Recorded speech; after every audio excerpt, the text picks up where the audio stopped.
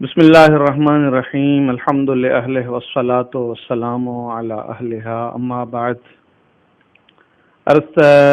सादात जो काफ़ी मक़ाम आहे इस्लाम में। सादात आले रसूल आहिनि। ख़ुदि क़ुरान मजीद में हुक्म आहे आले रसूल सां मोहब्बत करण जो। क़ुल ला असअलुकुम अलैहि अजरन इल्लल मवद्दत फ़िल क़ुरबा।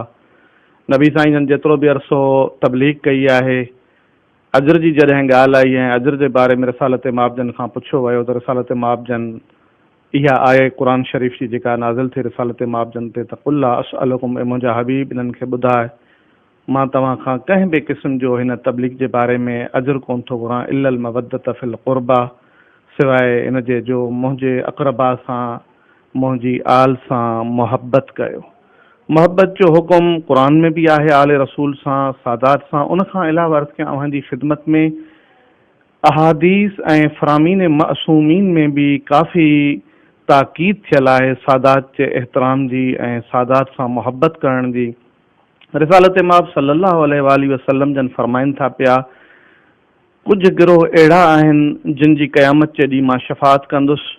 उन्हनि गिरोहनि जा नाला बयानु कंदे फरमाइनि था, हिकु गिरोह उहो जेको सादात जो इकराम करे थो, इज़त करे थो, ऐं ॿियो गिरोह उहो जेको सादात जे मसाइल ऐं मुश्किलात खे हल करे थो। टियों गिरोह उहो जेको सादात जे उमूर मसाइल मुश्किलात खे हल करण लाइ कोशिश करे थो। ऐं चौथों गिरोह उहो जेको सादात सां यानी मुंहिंजी आल सां ज़बान ऐं दिल सां मोहब्बत करे थो। अहिड़नि माण्हुनि जी क़यामत जे ॾींहुं मां शफ़ाअत कंदुसि। लिहाज़ा काफ़ी ताक़ीद थियल आहे इस्लाम में त सादात जो एहतराम कयो, सादात सां मोहब्बत कयो।